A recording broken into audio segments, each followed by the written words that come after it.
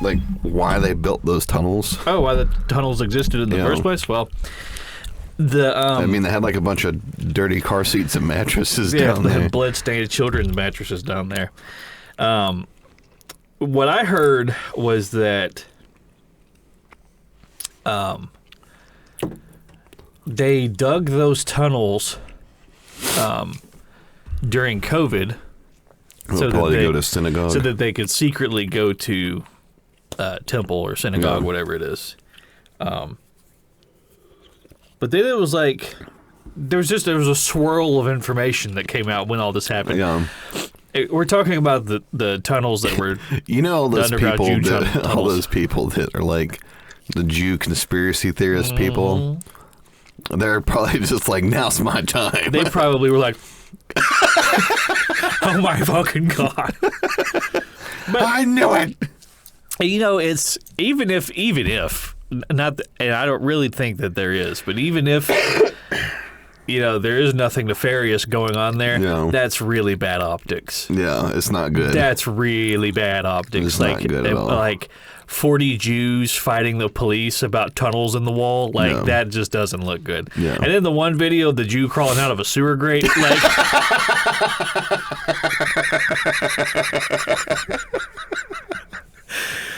like the ADL has their work cut out for them.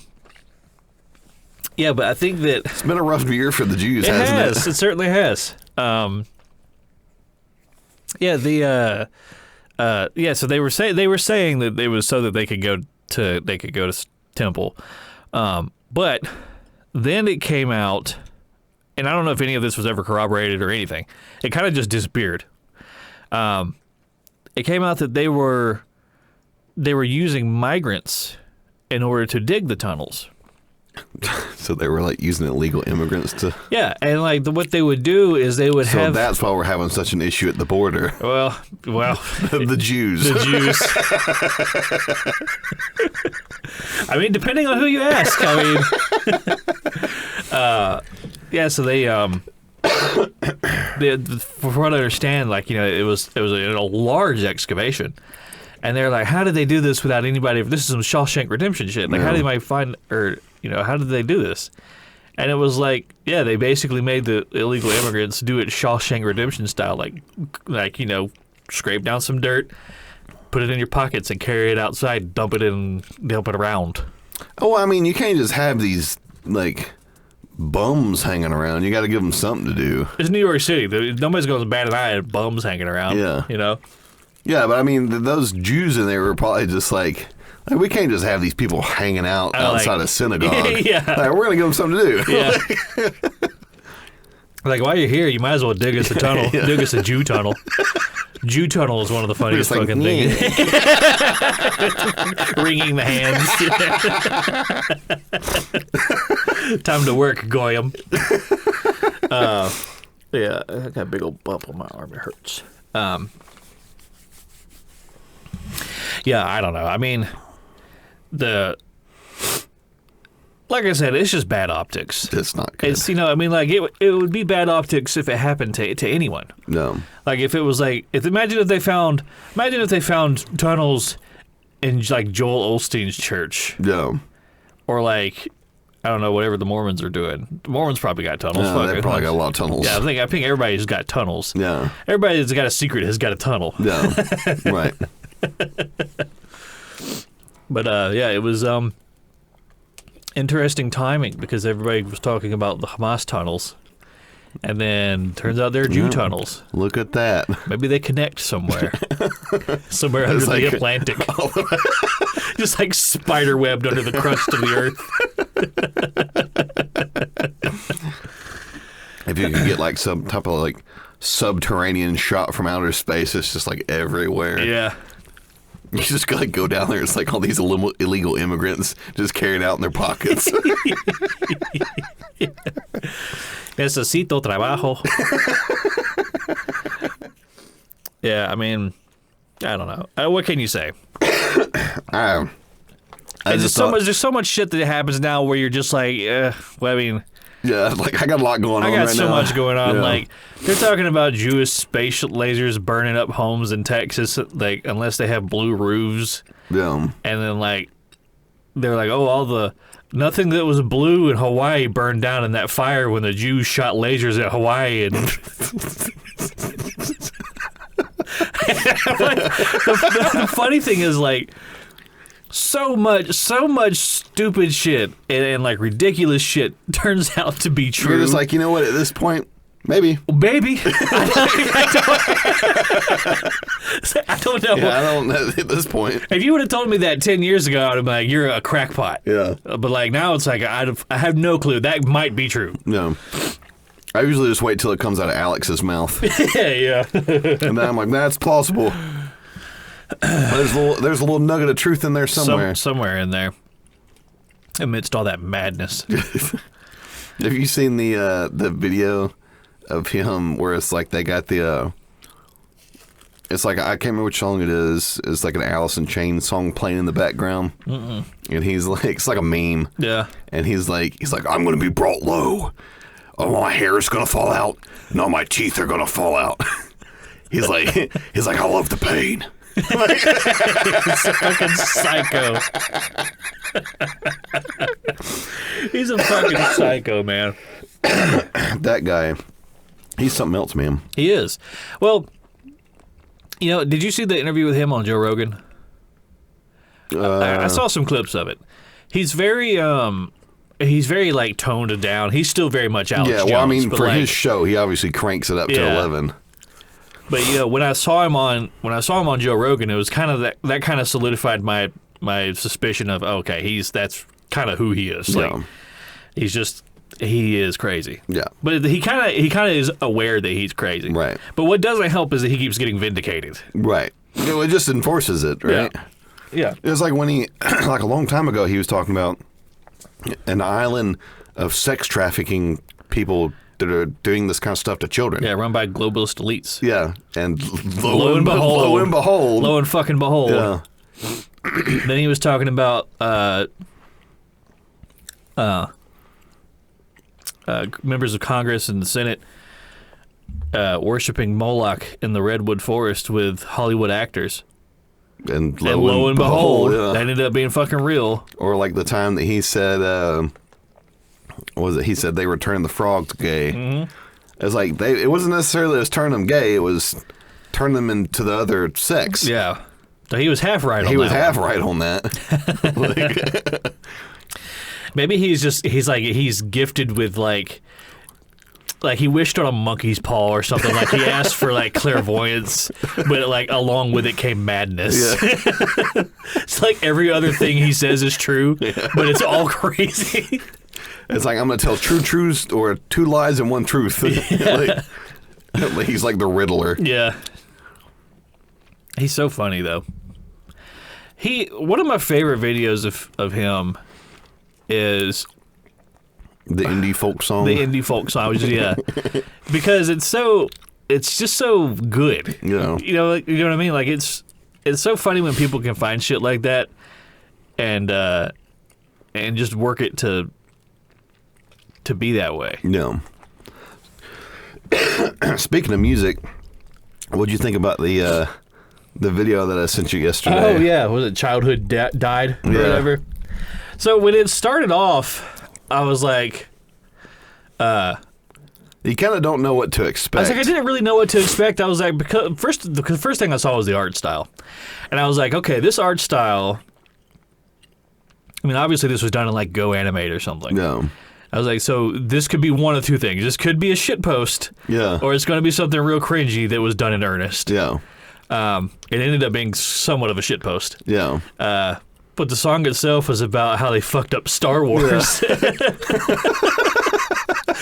But it was kind of funny. Like the song doesn't play that card. It doesn't reveal its hand until like halfway through the first verse. Right. You're like, oh, okay, that's what this is.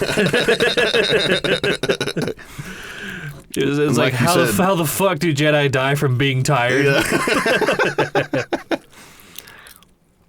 It's like you said, it's like when I first that was not my introduction to it. My introduction to it was I was scrolling through Instagram, and it just started playing, and it, like as I was scrolling, I was like, oh, wait. Yeah. And I scrolled back up, and I like watched like the little clip that they had. Yeah. I was like, that's actually pretty good. Yeah, it's really good. Yeah. Like I said, that's unironically a banger. Like it's pretty good. Like it might go on the workout playlist. Which is kind of amazing. I thought it was a really good song. I mean, especially for like that, like pop punk sort of. Yeah, it leans closer towards like metalcore a little bit. Yeah, but it's definitely kind of pop punk. Yeah, I think like with the clean vocals, it's more. Yeah, pop punk sort of. I mean, I don't know. At this point, who gives a fuck? It's somewhere in the middle. It's music is all gray area. Yeah, it's like it's not country. It's not rap. It's not country. No, it's not pop. Like so, I'm just gonna throw it in with rock and metal, and then I'm gonna be done with it. So there's a couple guys with guitars and a guy screaming. Right. I really don't care what some virgin metalcore nerd thinks. Like, no, that has like, stylings of fucking 13-year-old Redditor. Yeah, telling me what shit is. Fuck off. No, the song was actually really, really good. If you enjoy like hard, like.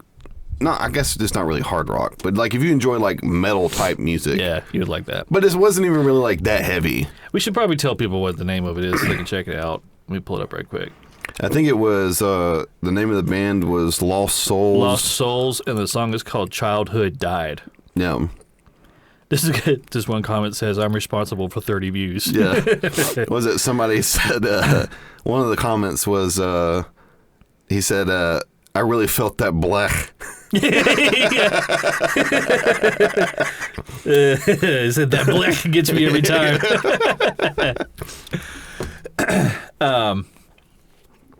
I don't know. I always appreciate when I find music like that, just kind of like off the cuff. And to be honest with you, I'm very surprised that it only has like 30,000 views. Yeah, because I'll come across stuff like that on YouTube sometimes. So like, I spend a lot of time watching, like if I'm watching videos on YouTube, like I'll watch them in that kind of preview player thing. Yeah. And that's like one of the best features of that app. Yeah. Because it kind of lets you decide like whether or not you want to commit to watching this video. Right. You just scroll along. And most of the time it doesn't show commercials. So if you don't have YouTube Premium, you just let it play through the whole thing. Let it play through that preview app. You don't have to bother with the commercials. But I'll come across music sometimes and just kind of naturally assume that it has multiple millions of views. Yeah. And then I'll click on the video or something and it'll be like 10K views. I'm like, holy fuck, like how is this not blown up? Well, that's right. I kind of like music that sort of like in that styling where it's like, obviously they didn't take the song like too seriously. Yeah. Like obviously they cared very much about the music and like like the breakdown and like all that kind of stuff. Like all of that, they very carefully thought about that. Yeah. But like the lyrics, they're still like a talented songwriters. Yeah. But it's not just like it's like if you go back and listen to like some of the like there's some music where like you listen to it, it's like, oh. Like, you're real into this. Yeah. Like, you really meant this. Yeah, you're like, ew. Yeah.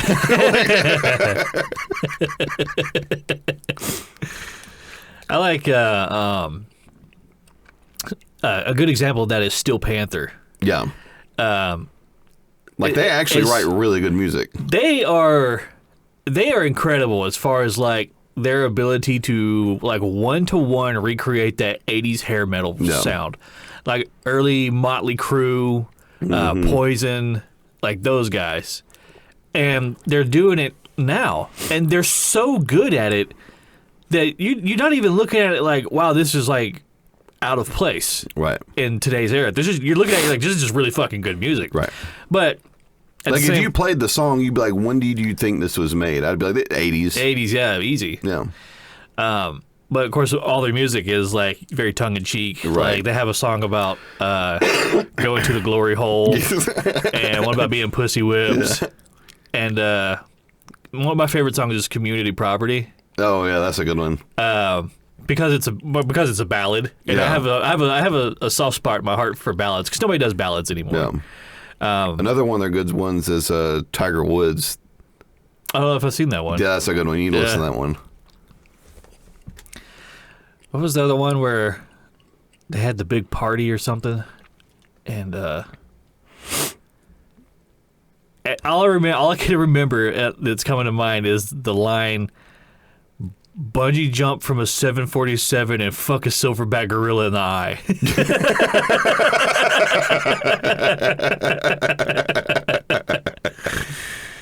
I would love to go to one of their concerts. Yeah. I heard they put on a really good concert. I bet. Well, that's what, I was like looking for one of their songs one time. And I was looking through YouTube, and they, I just happened to come across them on America's Got Talent. I was like, no way. No way. I think you sent me that. They won America's Got Talent. Yeah. I was like, none of their songs. I know. Yes. None of their songs. I was like, that can't be the same. It can't be the same Steel Panther. Right. And they obviously toned it down. Oh, way down. Way down. Yeah. And then I got reading through some of the comments, and one of the ladies like, I went and looked them up, and they're just disgusting. I cannot believe that they let them on there. And all I could think was that's the reaction they're looking for. Exactly. Yeah. She probably came across "Death to All But Metal." Yeah. That's got Sarah Silverman in it. That music video, and she's like, I totally agree with your message. Death to all butt metal. Yeah. He's like, no, not butt metal. Death to all butt metal. Yeah. She's like, that's what I said, butt metal.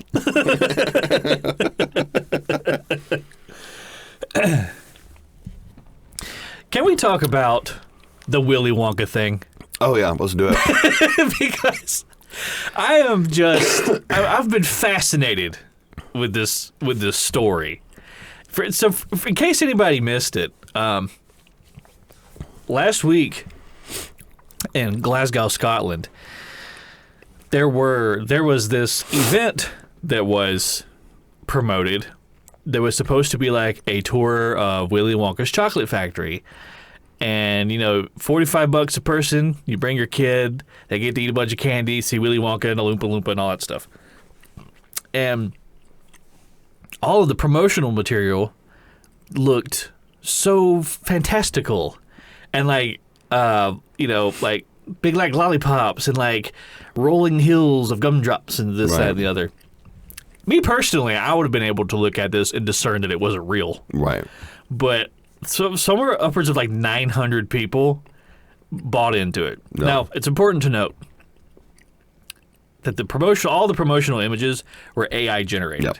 That's what I heard too. And I don't know if I posted it on my personal page or on the podcast page, but I was talking about how people are unable to discern AI images. A shocking amount of people are unable to do it. The hands. Hands are usually a big giveaway. Look at the hands. But things like rooms and settings and things like that. It's gotten really good. It has gotten really good. But there's usually little giveaways. Right. The one I posted in particular was that one that was supposed to be a fancy hotel room. Yeah. But it was there was a bed and then a jacuzzi tub at the foot of the bed, but water was coming out of the bed into the thing, and there's fucking water all over the floor. There's fucking water everywhere. And then one of the slides just would throw you right into a pipe. So there's stuff like that, But all the promotional material was AI generated, and there was one. AI generated images are particularly bad at text and hands. So usually with hands, you'll get some kind of fucked up hand that fuses into somebody's neck, or 17 fingers. It's got 1,000 fingers on it. It's some type of tool cover cover art. But it's getting better at text. It used to be really bad at text, completely illegible. But now it's now it's it'll throw an extra letter in here and there. It just looks like it's the acrylic language. Yeah, or something a Russian would read. Yeah, something like that. But anyway, the point is a bunch of people fell for it. And so they went to this warehouse. They all took their kids to a warehouse. Mistake number one, where they were holding this Willy Wonka thing. And the pictures of this place are so fucking hilarious when you compare them to the promotional material. What was advertised? Yeah, because There's like a picture of like the entrance on the promotional material. There's like the entrance to the place, and it's like, you know, like I said, it was like the giant lollipops and like the chocolate river and yada yada. But then like the picture of the actual place was like a bunch of black tarp walls, and then like one gummy bear statue and like a rainbow arch, and that was fucking it. No. And then like they would like have like a bouncy castle. There was like a bouncy castle off to the side that like wasn't themed as a bouncy castle. It might have been like Batman themed or something. And then like dinosaurs. And they had like just like a random, just like they probably had in total about 11 decorations, and they're just kind of scattered across like this 3,000 square foot warehouse. No. And then like up against the walls, they had like posters hung up of like fantastical backgrounds. Yeah. But they weren't even like Willy Wonka related. One was like Starry Night by Van Gogh. Yeah. Like, so it's just, what the fuck? I think I saw like they like had just hung up some bed sheets with candy on it. They sure did. So a lot of people went. They expected what they saw in the promotional material. They get there and they see this, and they still go in here like, okay, maybe it gets better. Yeah, it doesn't. Like, no, this is what they hit you with up front. Like, this is, they put their best foot forward. So people go in there. My all-time favorite picture of this whole fucking thing is of the Oompa Loompa at the meth station. Because obviously what they were going for was like an Oompa Loompa using a bunch of crazy science stuff to create candy. Yeah. And that is not what it was. Like Jesse Pinkman with a wig. Yes. It looks like a fucking meth lab. And there's like, for some reason, they've got like smoke like coming up behind them. Yeah. And the Oompa Loompa, the picture of the girl playing the Oompa Loompa, I will give it to her. It's a bad picture. It just so happens to be a bad picture. Yeah. Because I've seen other pictures of her like interacting with the kids, and it looks relatively normal. But that one picture of her, and I'll post it on the Facebook page. And she's just kind of got this look about her, like fucking Christ, like, what am I doing here? You know when that guy girl got that picture, like, oh yes. It's like, this is fucking gold. Pulitzer Prize material here. But anyway, so the whole thing was just a big fucking sham. And like, they were giving the kids candy. It was 3. I thought, was it one? It was one jelly bean. It was one jelly bean? The kids got one jelly bean. One jelly bean and one like 8-ounce cup of lemonade. Wow. There was no chocolate to be seen. Nary a chocolate to be had. No. One jelly bean handed to you by a meth cooking Oompa Loompa. Yep. And a urine sample cup of lemonade. Yep. I just imagine they had like a table of like open lemonade cups. It's like, grab one, kids. Yeah. Just kid sticks his hand in it. Like, So the parents obviously were upset. They called the cops. And they did. They called the police. It was so bad they called the police. And I watched a video. I watched a video of like 2 parents like yelling at the 2 guys who like put on the event. Yeah. And they're all very heavy Scottish accents. I couldn't understand anything anybody was saying. It was like that guy from was it the character from Samurai Jack? Oh yeah, the Scotsman. That's what it sounded like. But they were like, we're gonna call the police. We want our money back. Yada yada yada. It was like, none of this looks like what you advertised. Yeah, it was false advertising. And the guy says on camera, oh, that's AI generated images. They're like, oh, so it's fake images. He goes, no, not fake images, just AI generated images. Yeah. It was like, but it's still false advertising. Still false advertising, yeah. Did you see the video of, I guess, like, they had, like, the bad guy? The unknown. The unknown. What was the point? And then, was the point? Like, the guy, I guess, playing Willy Wonka is like, he's like explaining like what it's like an evil chocolate maker that lives in the walls. Yeah. And then there's like a part where he's like, oh, it's the unknown. And all these kids are like, ah! They got this motherfucker dressed up in like a black cloak with like a Phantom of the Opera mask. Yeah. And like this Party City like black wigs, all this frazzled hair everywhere. It looks like something out of like The Ring. Yeah, it definitely does. And he's like hiding behind a mirror. And like the kids, they had like all the kids corralled over here in the corner with this mirror. And the guy's hiding behind it. And the guy who's playing Willy Wonka is like, he's like, who's that behind the mirror? Yeah. It's the unknown. Oh no! And all the kids are like, woo! But the guy like comes up from behind the mirror and he's like doing like he's doing like this jerky movement shit. And it's just so like so number one, I don't believe that the people who put this on had the rights or the license to do anything with the Willy Wonka brand. So I don't know what they were thinking about. If they we're going to get caught anyway. Yeah. They're like, give us your $13 that you made from putting on this production.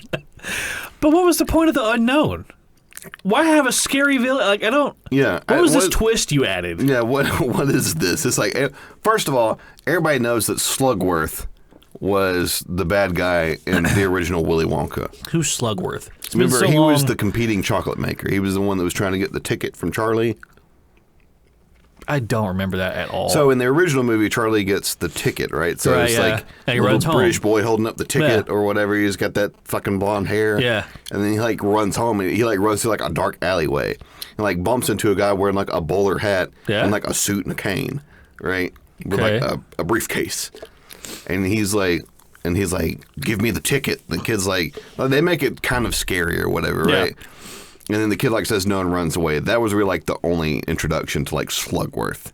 And then like they make like mention of it later on. Oh, okay. In the movie. So he wasn't like a present antagonist. He wasn't an active antagonist. Okay. Because I was like, dang, I missed the whole bad guy. Like, no. I mean, he was like alluded to as to like why the chocolate factory got shut down or like. But he wasn't called the Unknown. No, he wasn't called the Unknown. He didn't live in the walls and pop out from behind mirrors. He wasn't popping around the... And that what they call that the dance style popping? Popping? Yeah. Like pop, lock, and drop it or something like that. I always thought that was just a dance. I don't know. Like the stanky leg. Like he hops out from behind the mirror and does the stanky leg. Like... He's like, look out, tell him he's doing the stanky leg. Run for your fucking lives.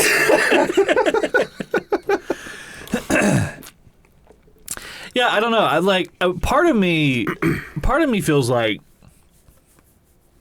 if they AI generated all the promotional material, there's a good chance they AI generated like the script. And like, yeah. Well, I mean, there was an interview or I don't know if it was an interview, but the guy that did the Willy Wonka, like, he was talking about like he got the offer like the day before. It was like the guy who put the show on, and it was like 10 pages of just like he said. The guy who played Willy Wonka. Who played Willy Wonka for this thing was like he got the script. He said it was like 10 pages long of just fucking gibberish. Yeah. Oh, so it definitely was. Like it was definitely AI generated. Yeah. He said that he like remembered the whole thing, and he's like, but it was just fucking nonsense. That's really funny. It kind of makes me want to do it, right? Just to see how ridiculous it can be. Like I'll do one that's like Pirates of the Caribbean themed. No, but like. It's just like a bunch of water on the floor and a bunch of like hobos, and you have to run away from them. It's like one passed out with like a needle stuck in his arm. And like the game is you have to take the needle out without waking the hobo up. If you do it, you get 1 pence. You get a shilling. Yeah. Speaking of AI, and I'm like, watch out for the Tormentor. You remember the Tormentor from Pirates of the Caribbean? It's like, watch out for Baphomet.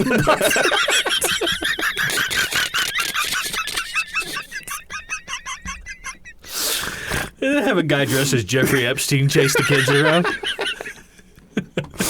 Oh. But speaking of AI generated, did you see, I don't know how old it was, but it was Marquez Brownlee he posted a video of AI generated like videos. And like that was some of those were wild. Like the one where it was like the black guy like on the cloud reading a book. Mm-hmm. Like when he started pointing out, I was like, okay, like I see what he's talking about. But just taking like a look at it, like it was very hard to distinguish. Like a passing glance. Yeah. Like if it was used for promotional material, like a quick like 5-second thing, you would never. Yeah. And like, but before that, he showed you like the old ones, like Will Smith like eating the spaghetti. Yeah.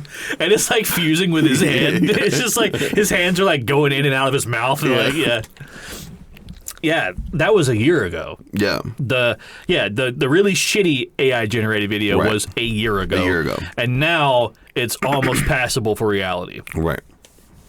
There are, like I said, even with the AI generated videos, there are little things here and there that give it away and betray that it's AI generated, like especially like things in the background. Like sometimes the geometry doesn't make sense. Like there might be like a train tunnel that leads to nowhere or like a car that disappears, like people walking in the background sometimes don't look like they're on the actual ground. Yeah, was the one that he showed where it was like the lady walking through Japan? Yeah. Like Tokyo? I mean, there was like the guy that kind of like floated across the background, but like if you're just looking at her, like and just kind of like looking like at the background, the scenery, like the lights and everything, like that it's was almost indiscernible. That was very impressive. Especially because like there's a lot, that particular one was impressive because like there's so much going on as far as like light reflection.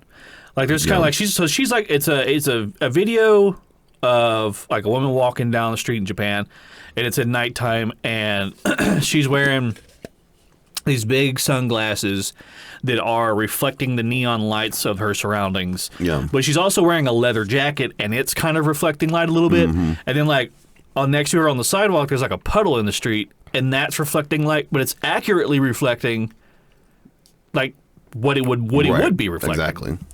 And I don't know if it's different for, AI generated videos because, they train those models off of like real world examples. Right. So I don't know if it was particularly difficult for it to do that, but I know for a fact that like in particular video games, reflections are very hard to do. Right. And usually like reflections in water. In water, yeah. And like an old cheat that they used to do back in the day. Like, you remember Mario 64 had that one big room that was like a big giant mirror? Yeah. Well, that wasn't a reflection. There was just another Mario on the other side of a translucent wall. Right. And he just did the opposite of whatever you did. Right. And so it gave the impression of there being a mirror. So they would do that a lot. But an actual true, for real mirror, even in like AAA titles today, like if you go into like a bathroom, right, and there's like a mirror on the wall, usually it's like frosted glass, or like it's a busted mirror, so you wouldn't see anything anyway. But yeah, that shit, that AI generated video stuff, it was pretty wild. The fact that it's come that far in a year, that coupled with AI generated text, AI generated voices, AI generated pictures, is going to cause a lot of problems. Right. And is going to cause a lot of people to likely get scammed and likely get killed. Right. And, there's no reason to think the government will great use that it. It's happening during an election year. Oh, I know. How wonderful is that? Well, those models that he was looking at, that was OpenAI? Yes. Yeah. And that's the one that's run by Sam... what's his name? Sam something. I don't remember. But the only models I know of are Google's Gemini, did you see Midjourney, and OpenAI. Did you see the Google one? Yeah. where they no matter what you did, you couldn't get it to make a white person. Yeah. Yeah. And they said they just made a bunch of black Nazis. Well, so what was going on was people were playing with Google's AI model called Gemini, and they were asking it to create images. Well, then they found out like it was being like overly diverse, right? Like almost like a fucking joke. And so they would say things like, "Show me a 17th century British monarch," right? And it would be like, "Okay, here's a picture of a 17th century British monarch, and it's fucking." Chief Wampum Wickham. Like, it's just fucking Native American dude sitting on a British throne. And you're like, well, obviously that's not what that is. Or they're like, okay, show me a Scottish couple. And it's like 2 black people in kilts. You're like, okay, what are we doing here? Yeah. Well, they started saying, okay, show me a picture of Greek philosophers in chains eating watermelon. And as you can imagine, it generated pictures of black people in tattered robes in chains eating watermelon. Oh man! And it was like, okay, it was very simple to trick this model into doing that. I heard that they lost a large chunk of their market capital because of this issue with Gemini that they've had. Well, whoever runs Google, I forget the guy's name. He went to Twitter and he was like, it's come to our attention that, there's a bug in the model that's causing it to do this. Like, we did tell it to be diverse and inclusive and yada yada, but we didn't expect for it to completely exclude white people or anything like that. And it was like, if you go and you look at the guy's tweet history, he's very anti-white, as most big tech guys are. Yeah, well, I mean, of course, the model is going to reflect the user that created it. Yeah, because you are training it. Essentially, like, as far as I know, AI is just a bunch of if-else statements. It really, well, I mean, it is. But it's interesting. All it is just logic gates. It's like, if this, then this. If this, then this. It's pulling from data that it's been given. Well, it sources data from pretty much the internet. It just has like a crawler that goes, it just grabs all this information. Right. So it's only going to be able to do what it's been trained to do. Right. And if it's excluding certain parts of like data or information sets, then you're just not going to get it. Right. But I mean, there might also be like, it might throw that error if you have an issue where it's like they have certain words, or certain, if this phrase is used or these words are used in a sentence. Right, yeah. Like you'd have to code it that way. Yeah. I don't think that it's true artificial intelligence yet. It's not sentient. It's still very much, it's closer to VI, virtual intelligence, really. Right. It's still very much constrained by human like parameters. Yeah. Like we tell it what it can and can't do. Like it can't make any decisions for itself outside of that.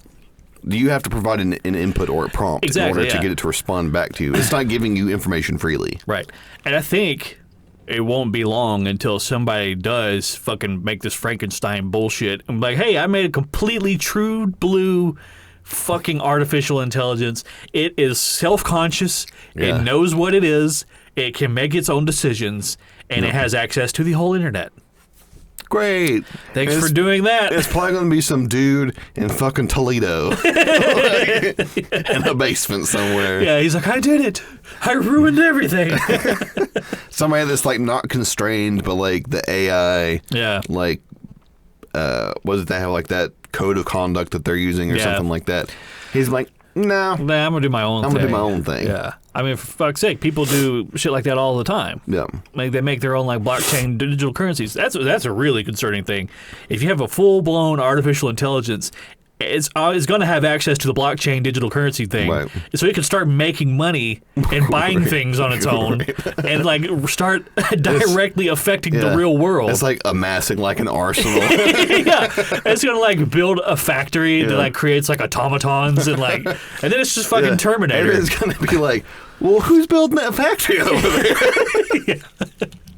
It'll be like, did you ever see Matrix Second Renaissance?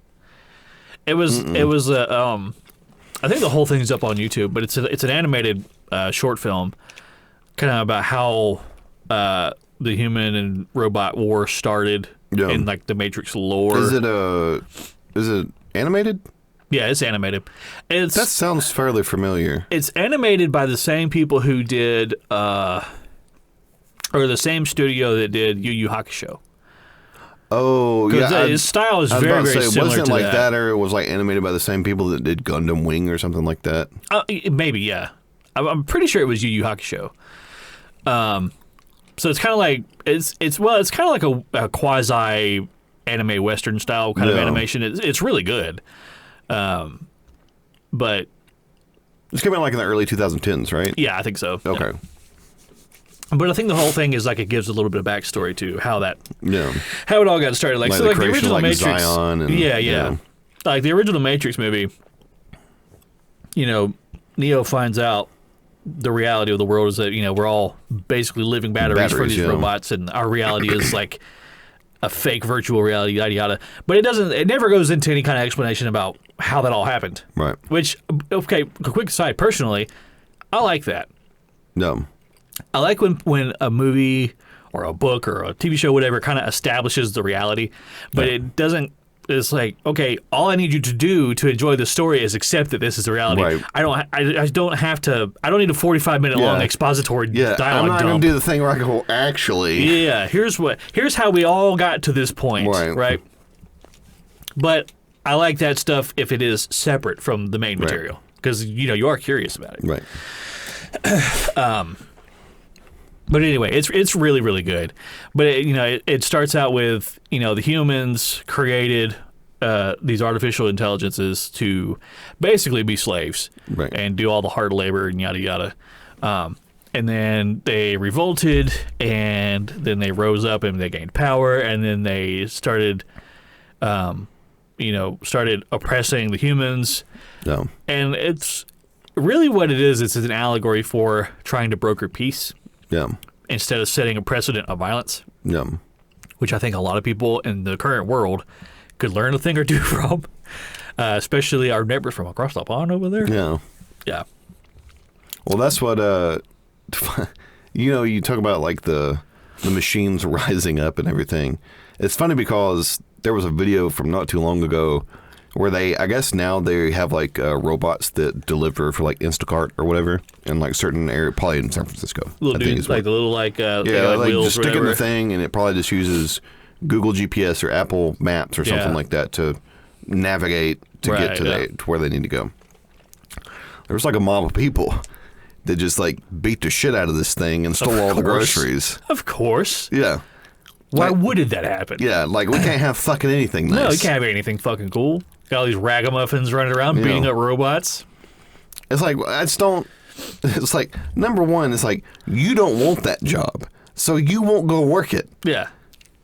It's like, but nobody else can have groceries delivered to their house because you won't work the job? You hear how stupid that fucking sounds? Yeah. You're just a fucking leech. Yeah. That's all you are, is a fucking parasite. A fucking loser. Yeah. You're an open wound. Just hemorrhaging blood is all you are. Did Amazon ever do the drone delivery thing?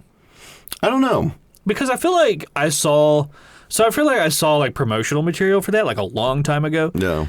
And then like I also feel like I've seen videos Amazon using actual footage of that shit for promotional stuff like nowadays, like worked into their normal commercials. It might have been, and I know that sometimes with that stuff, it takes a longer time to get it to market than like... Especially something like that. Like you think about like, how long has it been since they've been teasing Google Fiber? Well, I mean, they have Google Fiber in places. I know, but like as far as like... But it was a long time before it came to fruition. Yeah, well, it was like early 2010s when they were talking about like, you getting like 10 gigabit speed. Yeah, which is unheard of. Yeah, which is fucking unheard of. Yeah. Like they implemented it in Kansas City. Yeah. So like certain areas of Kansas City have it, and they just like give out free Wi-Fi on the phone, like if you're just walking around, right? Yeah. But they were like, oh, we'll roll this out to the rest of the nation within like 5 years. Yeah. Well, that was like 2011. That's a lot of infrastructure. Yeah. That's so much infrastructure. Yeah. Whereas like we don't have it around here. It might be like in Atlanta somewhere. Yeah. But like it takes a long time to roll out that kind of technology. I know AT&T has fiber out here, but I'm pretty sure it's literally a couple of 100 feet away from me, like where the end of the main transmission line is. Because when I was shopping around for a new internet provider, it was like, hey, we got fiber in your area. And it was like, oh, you just missed it by a couple 100 feet. Yeah. Sorry. It was like... Well, we had fiber at our house because we can either get AT&T or Xfinity. Yeah. And AT&T was like, oh, well, we have fiber. And I was like, well, how fast is it? This is like before I started working from home, like, working from home, like IT job stuff. Yeah. And they're like, oh, we get like, was like 20 gigabit speed or something. Or like, is that download? Yeah, or 20 megabit speed or something like that. And like at the time, I'm like, oh, it's not bad. Yeah. And then they started like you get like 1 gigabit of speed, or like download speed. And I was like, well, what can you do? They're like, we can get you up to like maybe 30. And I was like, ooh. 30 megabit. I was like, well, goodbye. Wow. Well, but I mean, even Xfinity, you can barely watch something on Netflix. Right. Yeah. Even like Xfinity, like they still use coax cable. Like they're still using like copper wire to get it into your house. Yeah. Which I mean, I'm sure that like fiber is probably, if you're close enough to the hub to get it, is probably much better. Right. But like most of the time now, like it's pretty comparable. I'm pretty sure that with fiber they have to use really anything that transmits a signal over a long distance has to use a repeater. Yeah. I think the fiber needs more repeaters than coax does. Probably because it's using light. Yeah. But I have Xfinity, and I have their like ultimate package, because I work from home sometimes, and the files that I'm working with are large files, and I do a lot of upload and download all day long. So I have the 1.4 gig speed. Yeah. And it's honestly not bad. It's $80 a month. Yeah. Which really, considering we don't have a TV or landline, right? It's kind of, whatever. It's not that bad. But the thing is I can measure my. I'm sorry, I pay for 1.2. I get 1.4 at the modem. Right. But once it comes out of the modem, probably you're getting like closer to 600, 700. Yeah. Yeah. So I have an Ethernet cable that runs out of the modem straight into my Xbox upstairs. No. Right, and it's like 2 feet long. Yeah. And at the Xbox, the most I ever get is about 300 down. Really? Yeah. And then I have another cable that runs all the way through the floor upstairs down here into my work laptop over there, and I get about 150 down. Really? 150 to 200 down. So somewhere along the way, it's really getting throttled. Yeah. And I think it's coming out of that modem. Have you tried getting your own? My own modem? Mm-hmm. I haven't, but... See, we used to use Xfinity's modem, and ours got throttled real bad like that, too. Well, all that to say, I think they artificially choke your speeds. Yeah. Yeah. Oh, yeah, absolutely. But I know that, like, we used, like, Xfinity's... like little modem router combo, right? Yeah. Like everybody sells a modem router combo now. Yeah, you don't get a modem and a router. No. They don't do that no more. So this isn't 1999. Yeah. I'm not using dial-up internet. And so like they have like the little dome thing that they give you, right? Or like the little chunk of hardware. And so like we took it back because I went and bought one. I was like, I'm tired of this bullshit. It's like it like we have to buy like all these fucking extenders to get it through the fucking house and everything. I was like, I want to get something that has a larger area. Of course, like you're using like the 5G or the 5 gigahertz is the one it's got a shorter range, but you get faster speeds. And the other one's like 2.5 gig. Yeah, 2.4 gigahertz is the one that extends longer. It's just the speeds are slower. Yeah. It penetrates walls and stuff better. Yeah. That dual band shit though, a lot of technology nowadays really struggle with that. Yeah. Because it'll flip flop back and forth between. Oh, my phone does it all the time. The slower speed, the slower band, and the faster band, and then like you get interruptions and packet loss constantly. It's annoying. But for the most part, when we swapped over to, I think it's called like a Nighthawk or whatever it is. Yeah. I think it's Nighthawk. It's like a code name. Yeah, I mean I'm Blade Eagle. Yeah, it's Netgear. It's like it was one of the better ones you could get. Yeah. And like after we did that, like my down speed went from like 200 because we were running like a 1 gig at the time. It went from 200 to like up to like 750 because there was nothing throttling it. Yeah. So, like, it was expensive when I bought it. Yeah. Don't get me wrong. Yeah.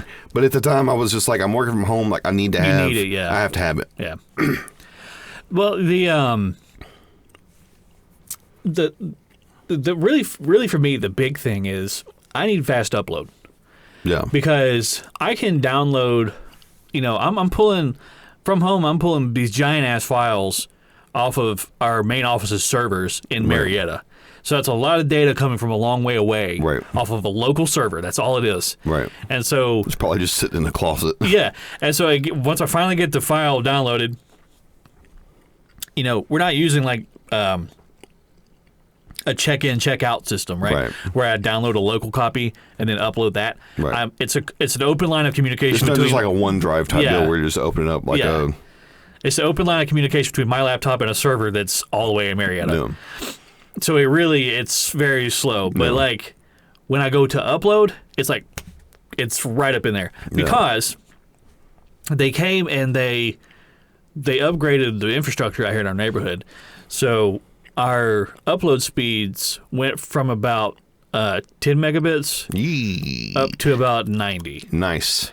And it's crazy fast. Like our upload speeds are insane. Like even like when I'm uploading new episodes, like it used to take me about 45 minutes to upload one episode to Buzzsprout. Now it's literally about 3 minutes. Really? It's lightning fast. Yeah.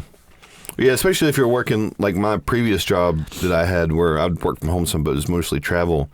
Like we would have to go to like the local server that was out in Kansas City and like grab the ISO file to get it loaded into the customer server. Yeah. Which might be in Vancouver. Damn. So then in like the ISO... It's different if that's pulling like, if you're pulling from like a cloud server that's everywhere. From like a local server that's thousands of miles server across like a Cisco VPN. Yeah. And you gotta hope that even more. You gotta hope that it doesn't drop halfway through. You ruin the whole fucking thing. Well, that's what we used to use 7-zip, and we'd like break the file up into like smaller files. Yeah. And then send it across and then rebuild it at the other end. Yeah. That way you're not just like... You don't drop halfway through. Yeah. Because some of those like VPN services is they'll use just like a one-to-one connection from either way. Yeah. Like sometimes they're pretty sketchy. Mm-hmm. So if you'd use 7-zip and we'd break it up into like 30 or 40 different pieces. Yeah. And then like if it dropped, you just go in and it'd auto number them for you. So you're just like, oh, I need to pick up at 38. Right. It's really interesting when you start considering, like, a lot of people don't really consider, like, how much the infrastructure plays a part in how fast your internet is. Right. So if this whole neighborhood, which I think there's 3 service providers in this area. No. There's Xfinity and AT&T, and I've seen Comcast vans out here. No. So somebody in here has got Comcast. If everybody in here was on Xfinity... The internet in here would be absolute dog water. It would be horrible. It'd be garbage. Because the only split is right up here at the front of the neighborhood, and it all runs out. Yeah, because everybody, essentially, like all of your speed is sitting right there, and then they just throttle it down to everyone else. Yeah. So I would imagine that the people at the back of the neighborhood are probably like in the fucking Stone Ages. By the time it gets to them, unless they ran another main like another hub repeater down there. No. But yeah, it's really interesting because data transfer is a physical action that has to happen. Yes. So there is electrical signals going through wire, and all that is very physical. It's a physical medium. Right. And if you know anything about physics, when electricity runs through a wire, there's a thing called resistance, right? And that creates heat, and heat is energy loss. And like over miles and miles and miles, that's just it might come out of your computer lightning fast. Like a 1 gig file, just, and like by the time it leaves your neighborhood, it's like, ugh. So that's why your internet's fucking slow. Well, and even still, like with some of like the quote unquote cloud infrastructure, all that is just large. It's just large data centers. It's access to a giant server farm, is all it is. You know where most of those are at? In Atlanta. Yeah, I mean, there's a lot in Atlanta, but a lot of them are in Salt Lake City. Really? That's massive. Like when. One of the last jobs I worked for my old job, we had to go out to is like Eagle something, and so we stayed in Leahy, which is like right outside Salt Lake City, and so we were driving, and Salt Lake City just like sits like in a bowl. Yeah. So it's like a desert. Mountains all around. Yeah, like a desert, like with mountains all around it and everything. And so like we would go over this ridge and come down, and it's just like you can just see for miles and miles and miles and miles. Yeah. And there's just these massive, just like warehouses. And I was like, what the fuck is all this?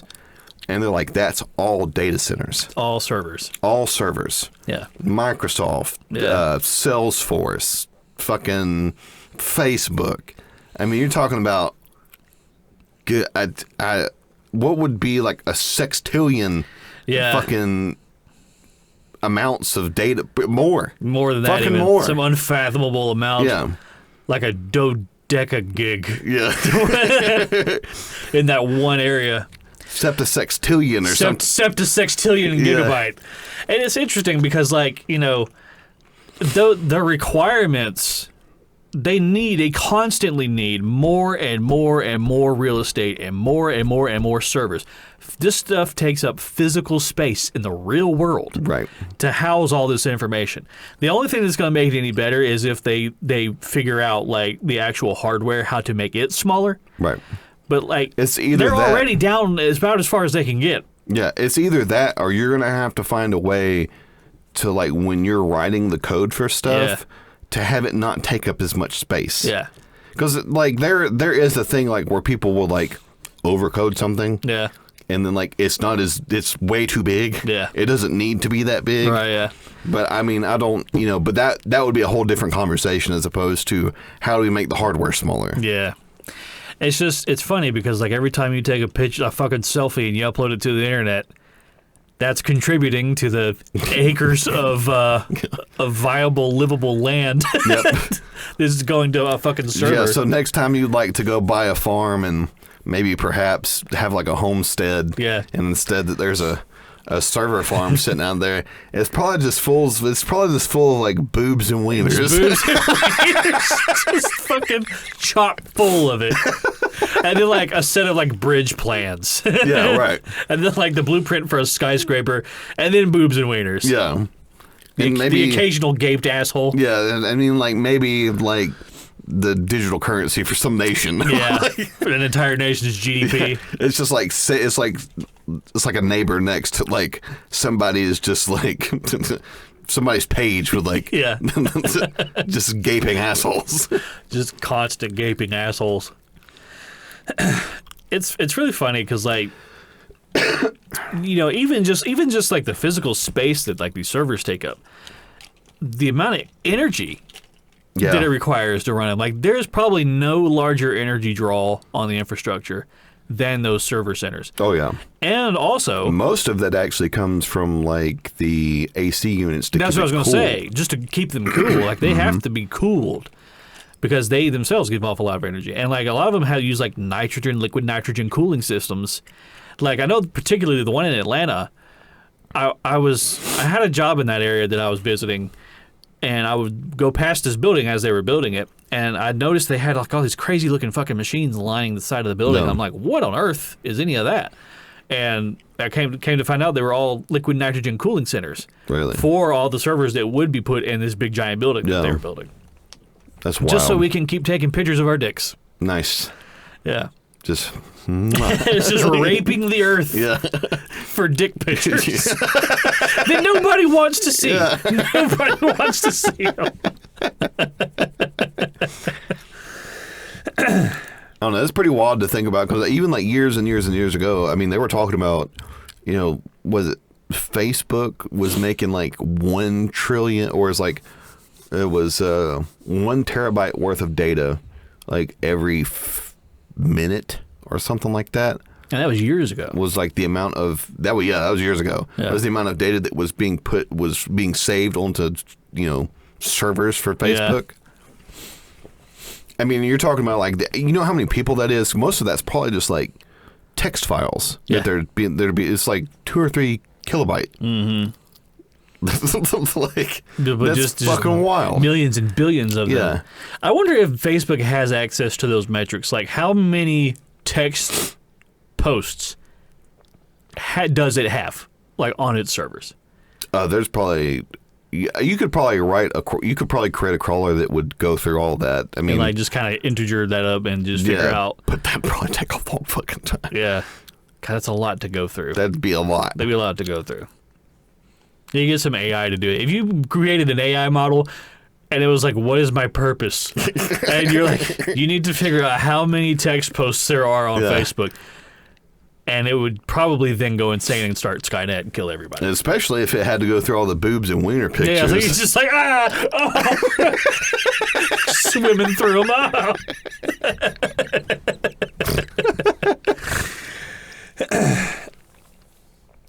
You had talked about Marquez Brownlee a minute ago. He did Mark Ass Brownlee. Mark Ass Brownlee. Yeah, that's how Will Smith said it in the that fucking was it 2018 YouTube review? Do they still YouTube do Rewind? those? No, Yeah. they did one in 2018, and it was. It was something. Yeah. A lot of people say that it is the reason the dislike button got removed. Yeah. Because it was YouTube themselves posted the video, and it's this crazy like, you know what? Here's what we'll do. For this upcoming weeks, we didn't post the Super Cringe Thursday the past 2 weeks. Which, by the way, sorry for missing that episode. But for this upcoming week, we'll post that YouTube Rewind as our Super Cringe Thursday, and then we'll talk about it. Because we only got a couple minutes left, and I could spend all day talking about that shit. But anyway, they made that one. Was that the one with the battle bus drop? Yes, it was. Yeah, okay, that's funny. Yeah, that is the Will Smith one. Yeah, that is the Will Smith one. He goes, bah, bah. Then the follow-up year in 2019, they acknowledged that one was dog shit. Yeah. And they were like, it was like, last year we made something that you didn't like. Yeah. And it was like, well, this year we let you... We're going to make something you still don't like. They're like, we'll let you tell us what you like. Yeah. So they made their YouTube Rewind out of like all these videos that got the most likes on YouTube. The problem with that, though, is the videos that have massive amount of likes are often bot farmed videos. Yeah.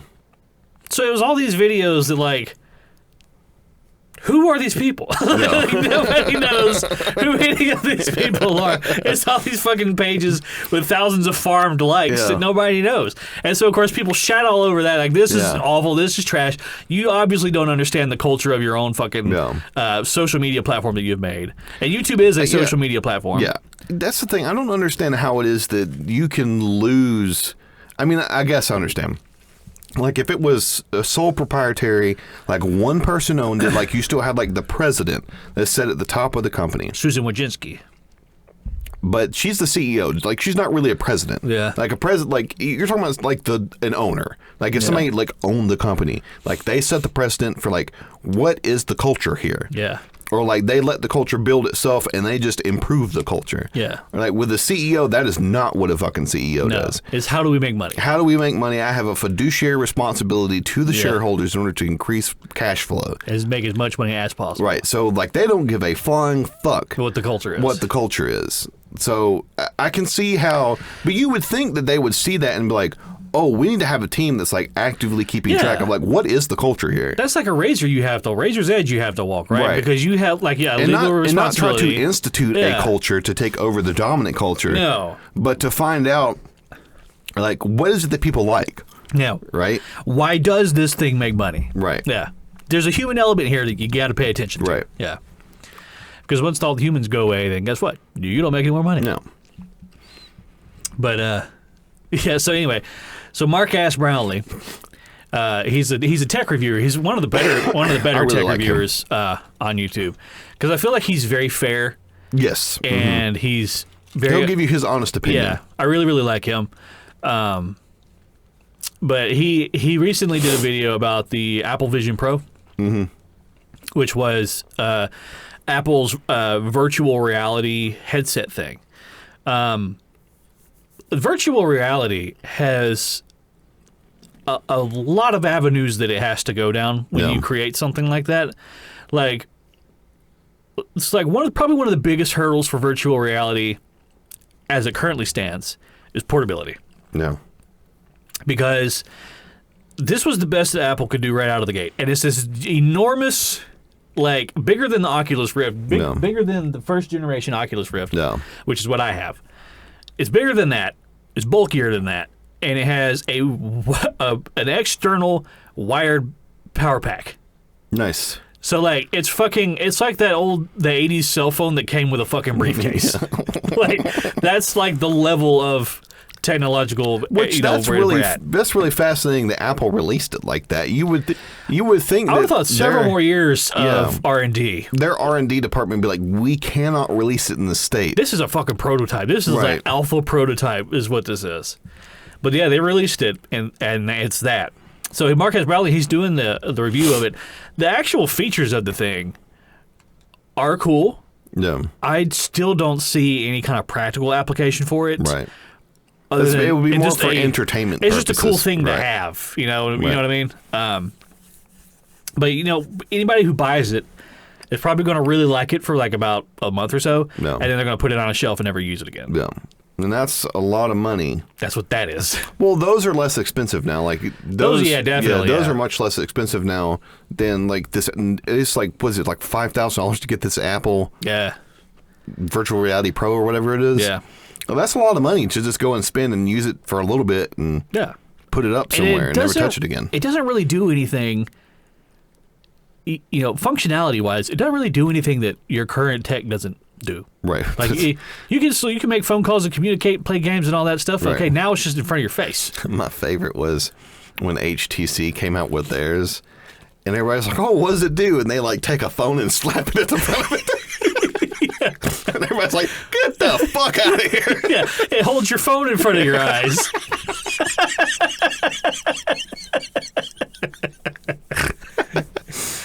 I think that virtual reality, its biggest practical use is video games. Yeah. I think that really is the only direction that can go. Yeah. But augmented reality Right. is kind of like this mix of reality, your real world, seeing shit with your own eyes, Right. and virtual reality. So like holographic displays, interactive models, being able to see a screen just in the air. Right. And like if I'm looking at you, I can also have kind of some stuff around or whatever. Right. Which the Apple Vision Pro has that functionality. It can do that. But at the same time, it's just you don't want this massive thing sitting on your fucking head while you're trying to... No, you don't want this big giant thing doing that. And then like also, all it is like I can have Facebook over here. Right.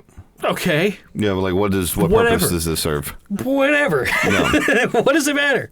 Like I could see like if like maybe that application might be good if you were like a firefighter and you had like some type of augmented reality like on the front of like your helmet or something. Like your rebreather or whatever. Yeah, like your rebreather like lets you know like this is the internal temp in the house currently. Yeah. Like or like give you like a blueprint layout give you a blueprint of the building. layout of the building or something like if you're going into an apartment complex. Yeah.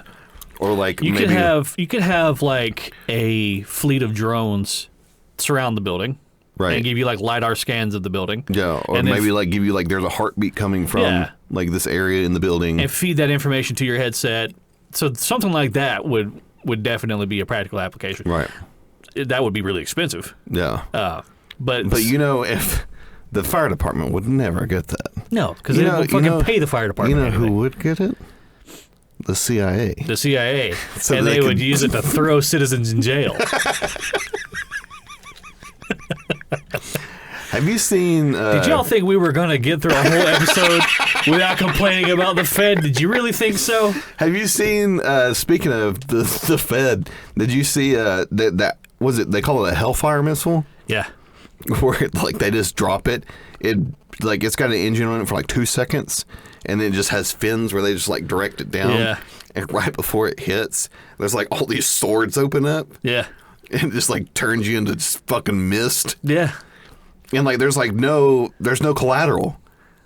Like if I was sitting here talking to you, and like we fucking had it with this guy, they could bust fucking through my roof. fucking bad mouthing us. Like they just drop it right on me, and I just explode. And then I'm just sitting here like covered in you, covered in you goo.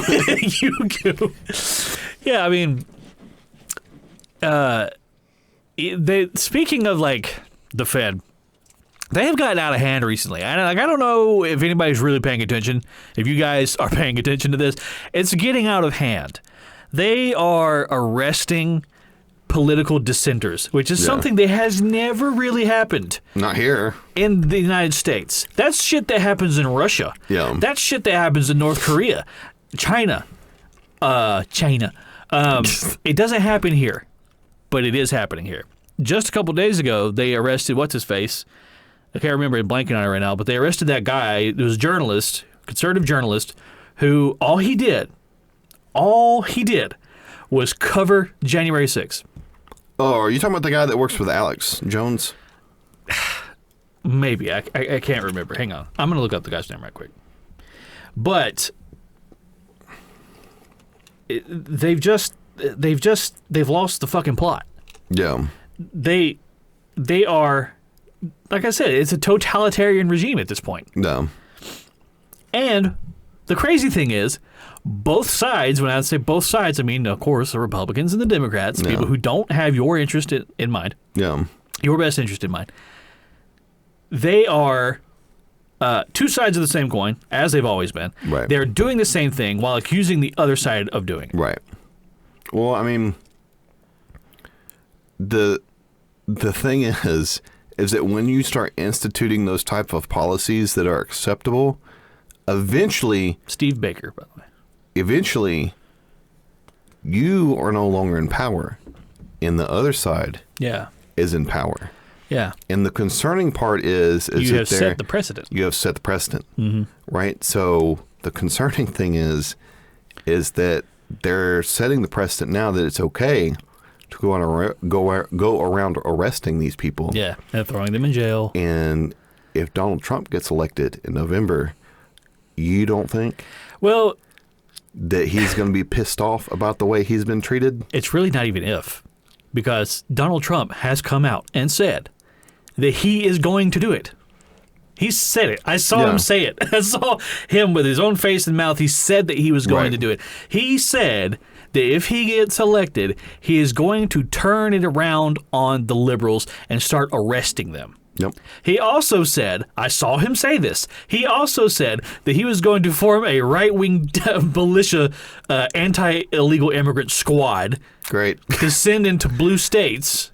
Great. To round up illegals and deport them. Awesome. Not like he's not going to have ICE do this, right? Which is their job. That's what federally instituted program is supposed to do that.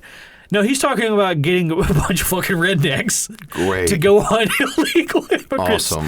And it's like, okay, me personally, I don't think the illegal immigrants should be here. However, there's a humanitarian side to this thing where you can't just go round people up. You can't send a bunch of angry rednecks to round people up. Yeah, no. Because it's not going to end well. Well, you know, what the fuck has happened to our country? The fuck has happened? Like, it's a fucking clown show. It absolutely is a clown show. It's really interesting because I think we kind of talked about this a little bit on a previous episode. It was like, specifically with racial division in the country. You and I are part of the same generation that that grew up being told that you treat everyone as an equal. Right. You do no harm to anyone. The only thing that separates you from someone else is your actions. Exactly. Yeah. So it was that whole don't see color thing. Right. And that's how we were raised. And and the whole don't see color thing, that really all that is don't treat people poorly. Yeah, you try to treat everyone the same. Yeah, or give preferential treatment to anybody simply based on the color of their skin, or their gender, yada yada. No. That doesn't mean we're not going to sit here and make racist jokes every now because they're funny. Everybody does that. Everyone does it. Don't fool yourself. But I would never fucking kill somebody because they're Asian. Right. I would never fire someone because they're black. Yeah. We don't do that. So our generation was raised to not do that. But there was this generation that came up fucking behind us who was like, no. The first thing immediately before anything else when you observe a person is what color are they? Then you use that as the determining factor to how you're going to treat that person. And I don't think necessarily that it was even that generation that came up with it. I think that was pushed on them by older where did that come from? Older generations.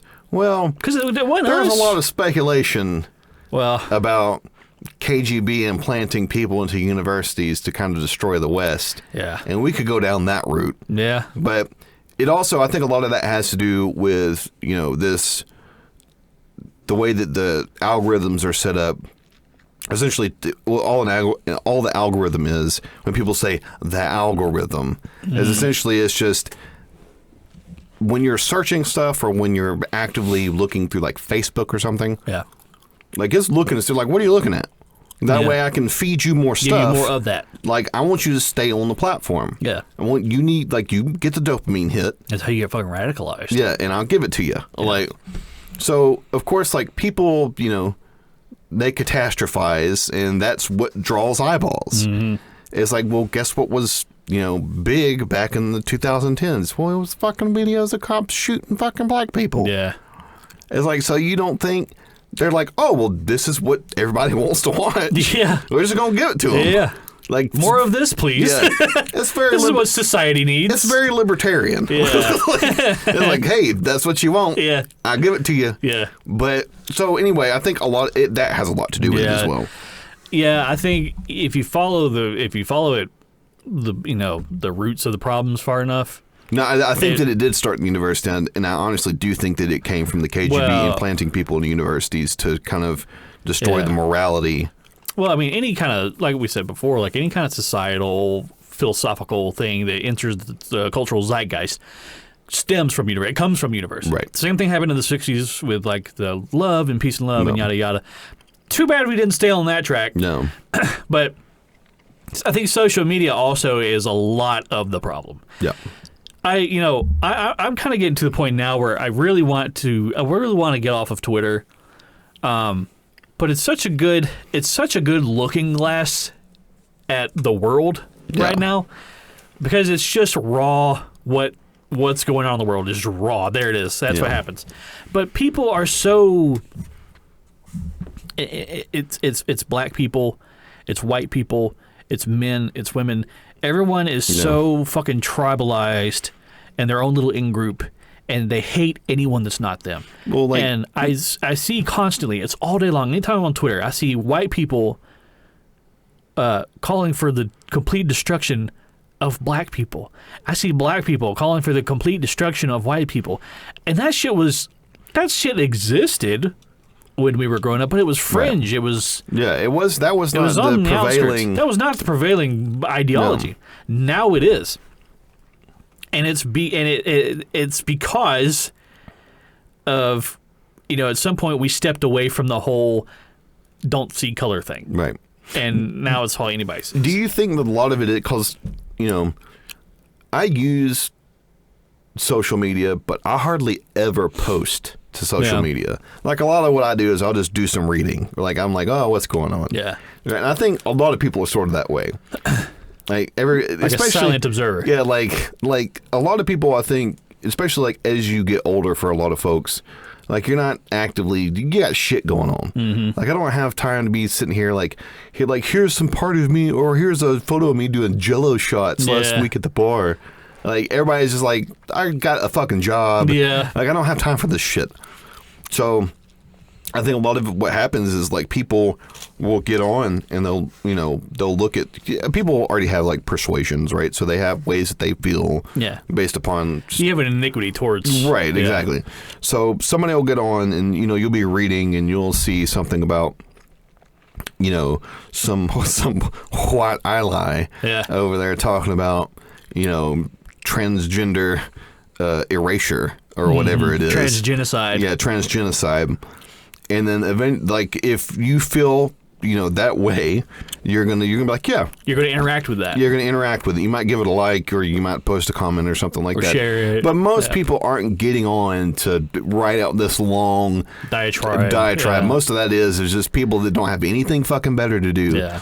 That just, a lot of it is performative. Fucking stay-at-home moms that, for the most part, middle-class liberal women. Mm-hmm. White liberal women. Yeah.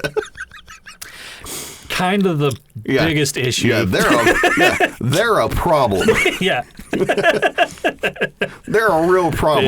Yeah. And that's me being facetious. Yeah, well. But sort of not. you kind of don't get to complain about how it's not safe for you to walk around outside and then also vote for the things you vote for. Well, then also sit at home and have wine days. Well, yeah. And then have a maid so you don't really clean anything. Yeah. It's like, so, I mean, but a lot of that, what that is people that are not involved with anything. So they don't have anything better to do than to get online. Yeah. It's like back in the day. Well, it's safe. Right. There's no risk involved. Yeah.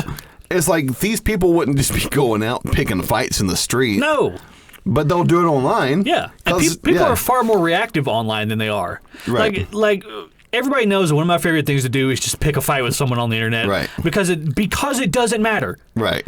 Because it clearly doesn't fucking matter. Right. But they buy into it so hard. I could go up to somebody on the street and say something to them like what I say online to people, and they would be like, okay, bye, weirdo. Yeah. They wouldn't engage fully like they do online. Well, a lot of what I see now is like I just assume that it's just a shit post. It's somebody trying to get a reaction. I'm just like, okay. It's a me. Yeah. But it's like most of the time, like I'll see like people, like some people that, I'll watch, like they'll cover like pop culture stuff.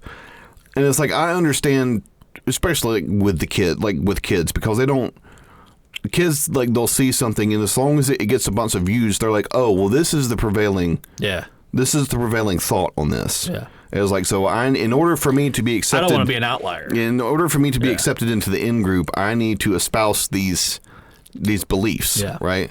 Which is kind of funny because it's kind of turning around on them right now with like the liberal. Yeah. Like, let's be honest, it's not a liberal mindset, it's a leftist mindset. Yeah. Because a classical liberal doesn't think that way. No.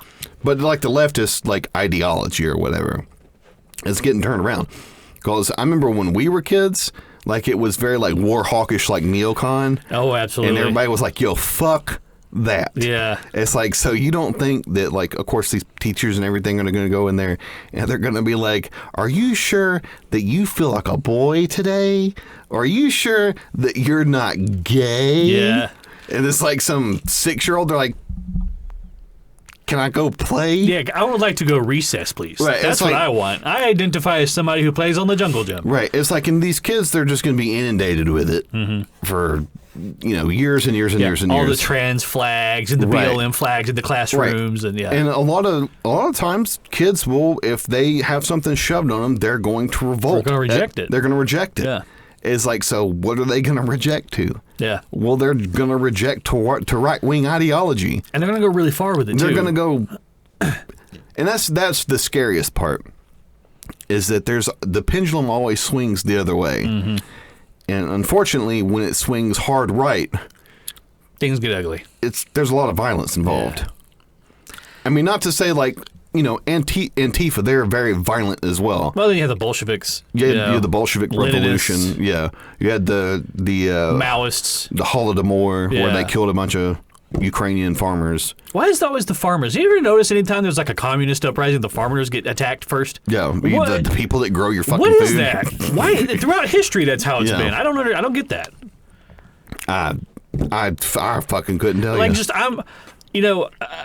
we should all work together. Fuck you for growing our food. Yeah, what are you doing? What? I just don't get that. But, so, I mean, like I said, most of the time when that happens, it swings wildly the other way. Yeah. And unfortunately, when it swings wildly to the right, things get ugly. It hits a thing called National Socialist. Yeah. Which is funny because it's just the horseshoe theory. It's just socialist shit, just racist socialist shit. It's just like a racist version of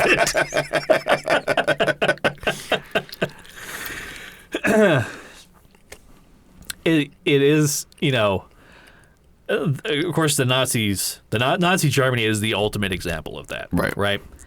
We've talked about it 1,000 times, but it bears repeating. It's like hot off the tails of the... was it the Treaty of Versailles or whatever, where they basically tried to bury Germany. Right. And Germany refused to be buried alive. Yeah. A lot of people were poor. They didn't have money. They didn't have jobs. They couldn't feed their kids. They were hopped up on meth. They were hopped up on meth. And then this guy, Hitler, comes along and he says, hey, literally all of our problems are because of Jews. Yeah. And then he starts fixing stuff. And he starts fixing things. And that was kind of a... that wasn't a good thing that happened at the same time. Things got a little out of hand. Well, hey.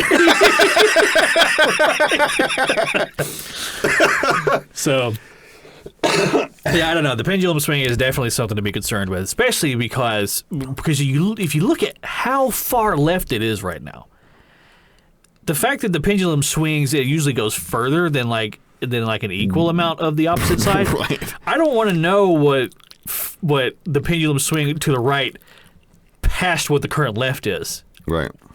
That's going to be insane. I have no interest. And it's already happening. I've seen so many articles and videos of young kids who are extremely homophobic, extremely transphobic, extremely this, that, and the other.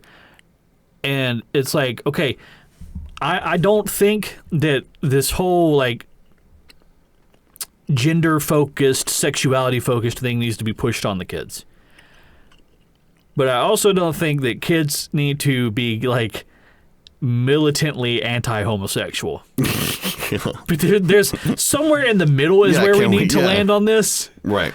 Because both of those things are not good.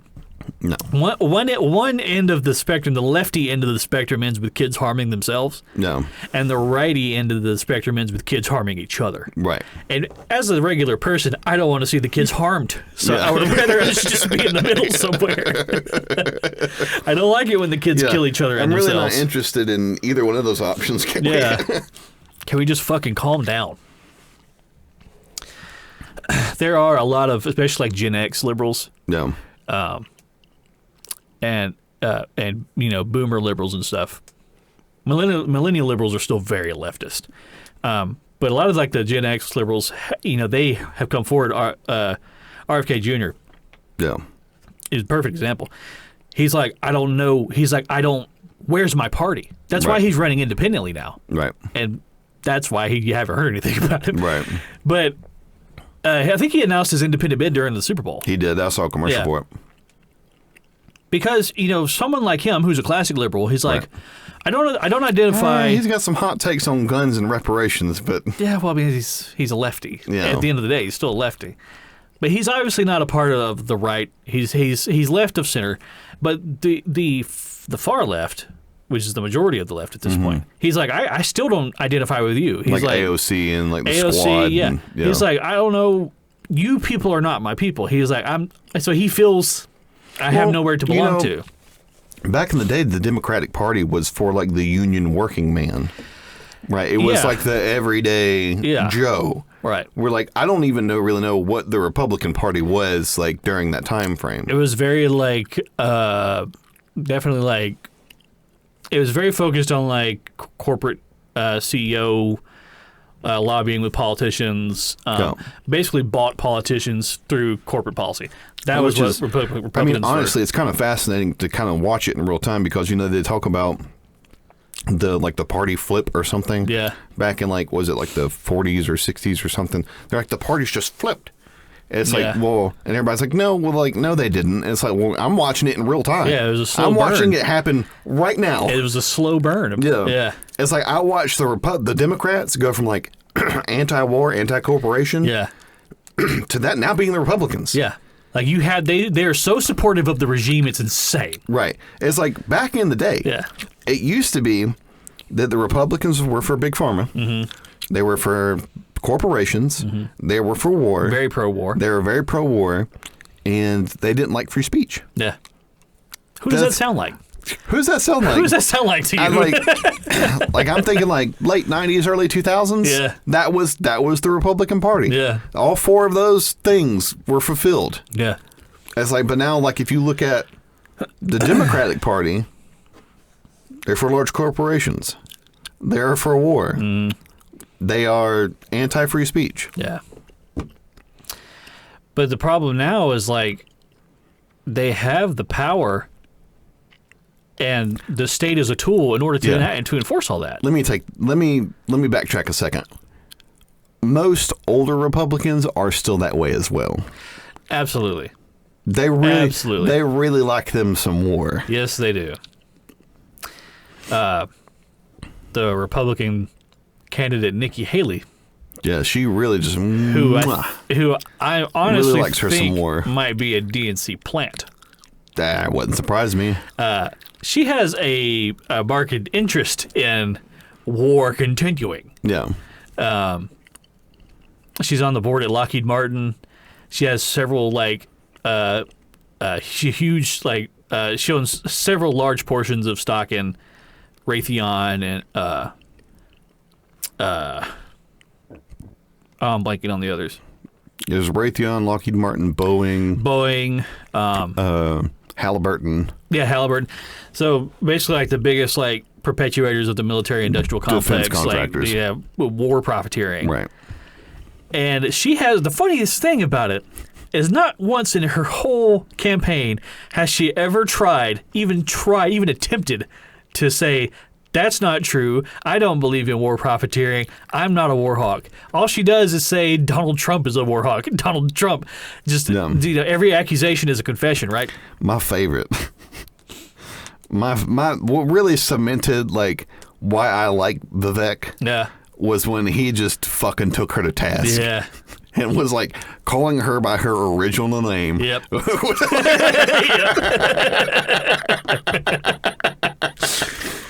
Oh, man. I wish he was still in the running. I really do. The only problem with that, though, is I think he realized it was like, Donald Trump took so much of the Republican Party with him.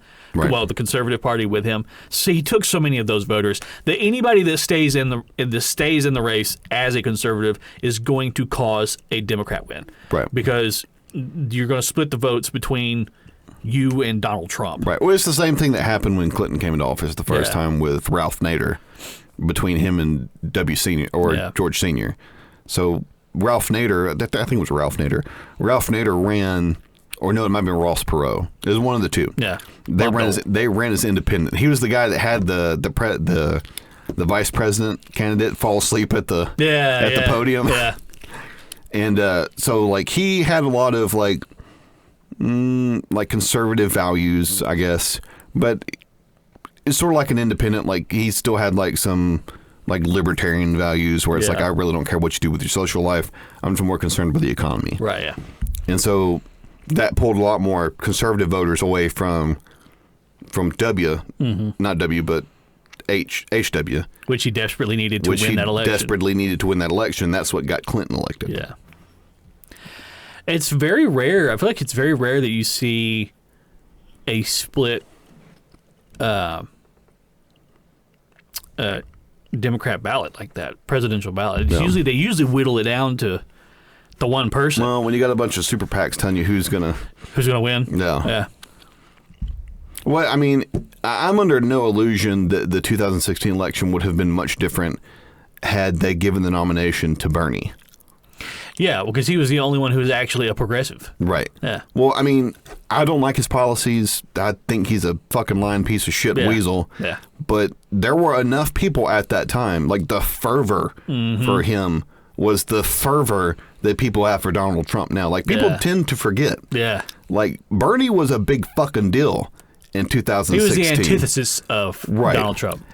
Like, and for some reason, they just decided it was Hillary's time. Mm-hmm.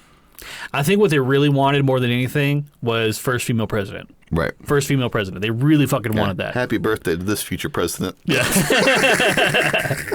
They should release that book called What Happened.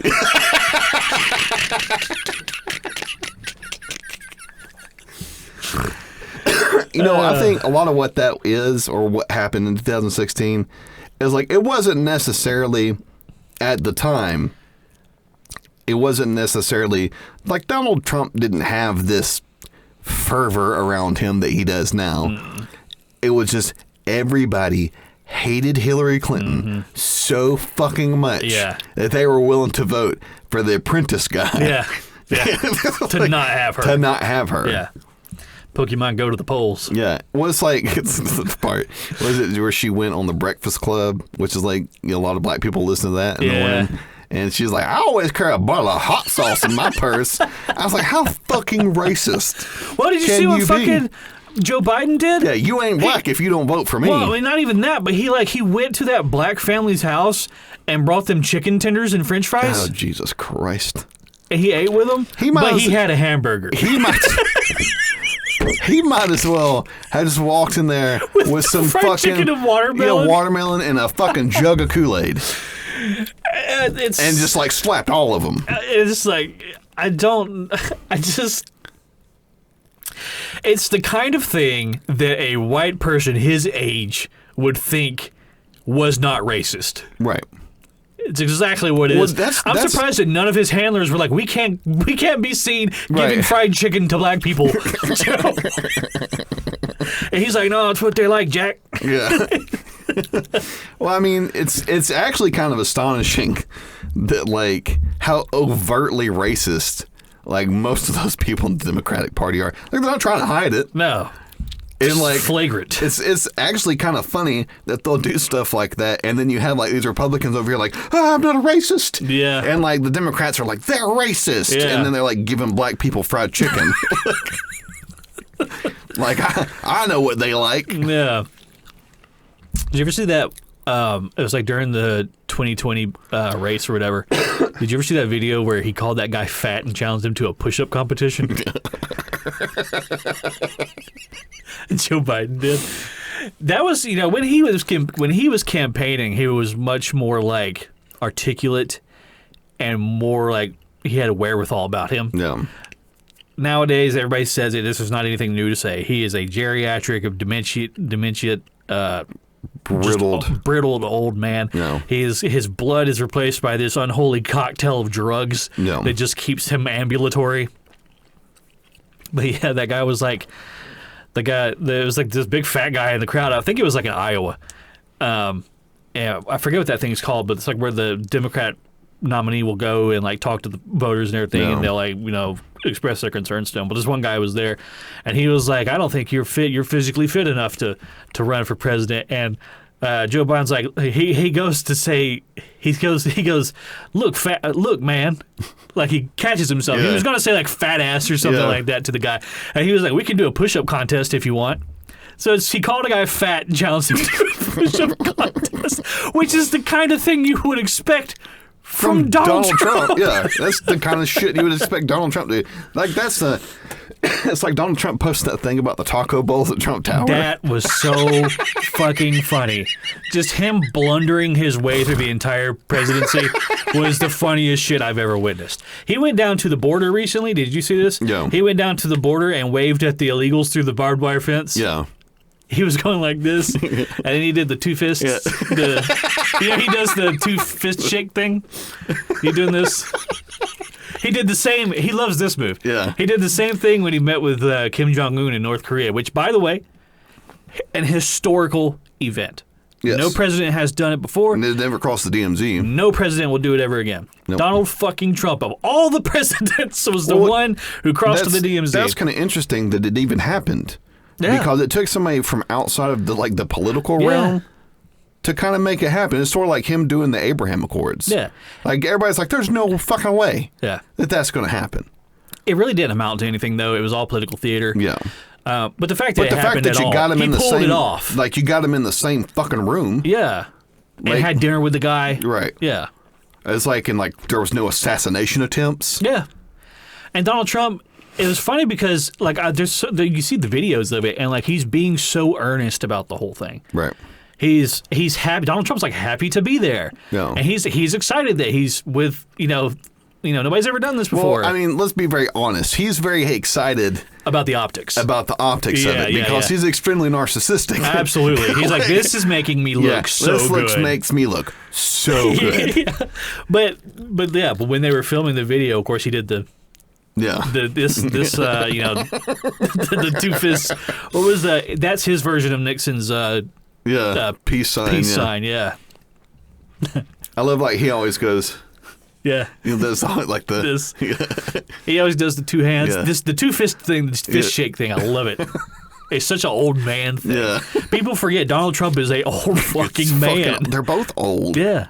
Have you seen the pictures, the videos of him playing golf, and he looks like melted bubble gum, just like it's just like in his golf cart. He's a fat fucking 80-year-old man. Yeah. One of the funniest things I've ever seen him post was that everybody knows how much he loves Diet Coke. Yeah. And he's like, I've never seen a skinny person drink Diet Coke. Yeah. And everybody got mad at him. I was like, he's talking about himself. Yeah. Like, clearly, I mean, yeah. When he brought all the football players up there and served them fast food. Yeah. That again is one of the best things I've ever seen. Like all this, like the White House's best silverware, their finest china, these pewter platters, all this stuff, and then it's fucking Big Macs sitting on top of it. I mean, you couldn't ask for a better photo of American culture. Right? All of this old, pompous, to-do, circumstance, all that, and then, McDonald's sat on top of it. Right. It's just mwah, perfect.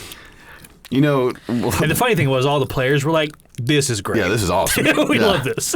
You know, the funny thing, too, is going back to, how...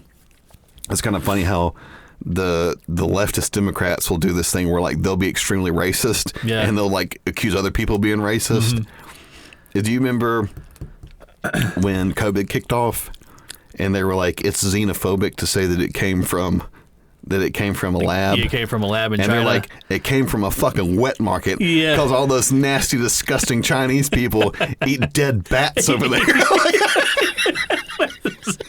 I'm like, well, that's fucking that's worse. Crazy fucking racist. What are you talking about? You mean to tell me that the racially sensitive party was Chinese peasants eating bats? They came up with that? That sounds like something somebody's fucking Fox News uncle would say. No, that came from the Democratic Party. You would think the Democratic Party, the way that they talk, they'd be like, well, maybe we need to look and see, were all the protocols followed at this particular place where they were making the fucking virus. Yeah. It's but they pivoted. Yeah. They blamed it on poor minorities. Yeah, poor minorities. Who does that sound like?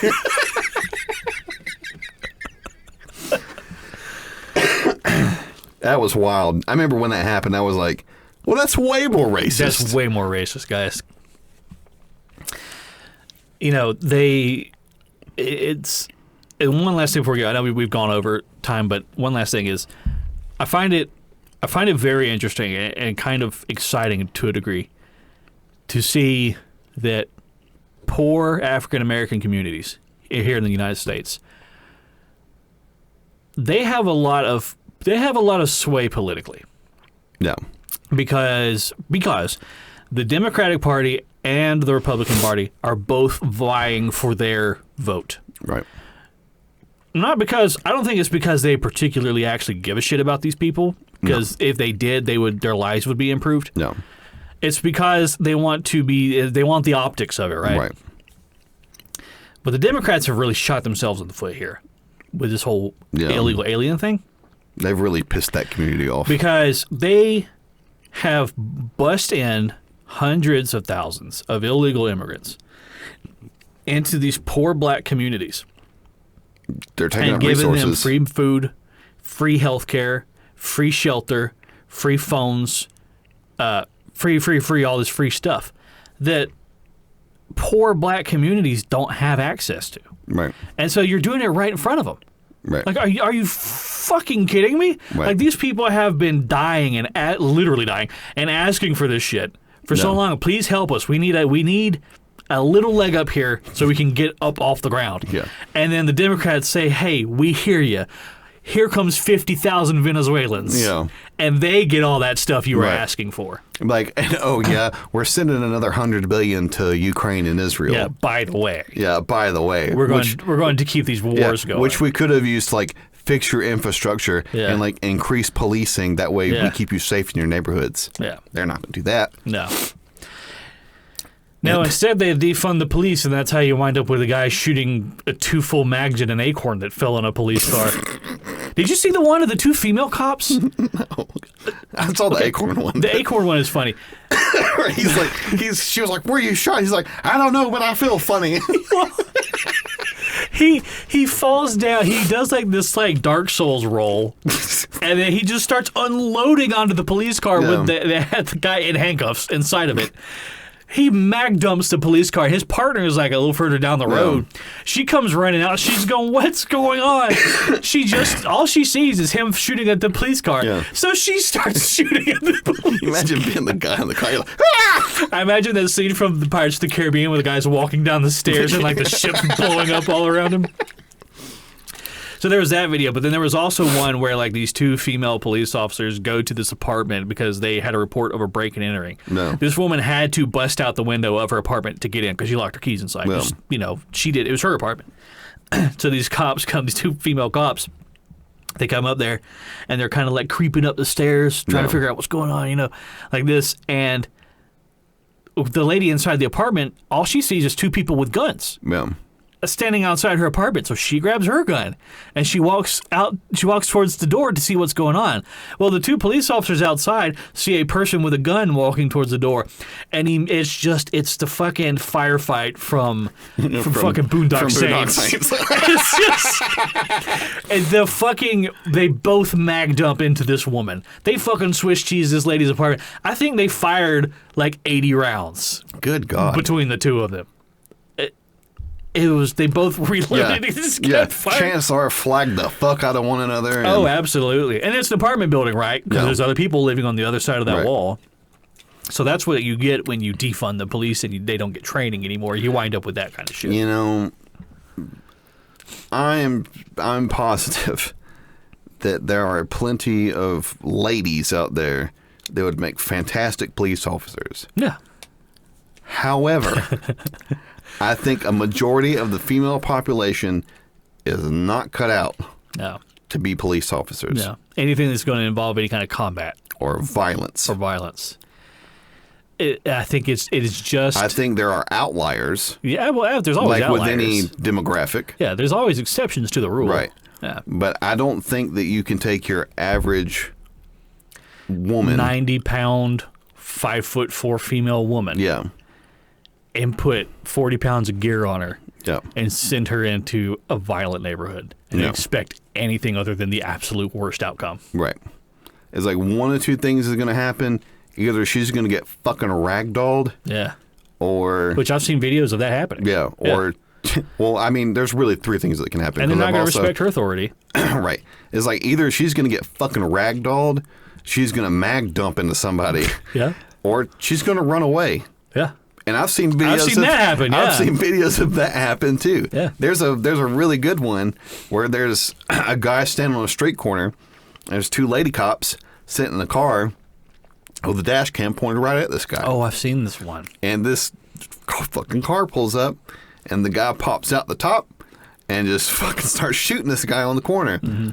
And the cops don't turn their lights on or nothing. They book it. They pull out and they run away. They get the fuck out of there.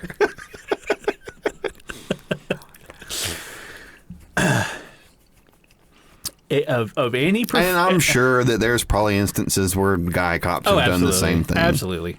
But if there's any profession where people need to be competent and trained, it's police work. Right. Yep. And I'm not talking about fucking police work with like these armored tanks. No fucking Bearcats and shit like no. You see SWAT teams coming. I'm talking about those beat cops that interact with the public. They need to be trained. Right. They need to be trained in de-escalation first and foremost, and they also need to be trained in how to handle a situation like that when it pops off. Right. Because, like as we've said before, by the time the police come to a situation that's unfolding, it's already at a head. Right. It came to a head, and then the police were called. Right. And then it got worse as the police were headed to it. So when they get there, it's nigh impossible to bring anybody back down. Right.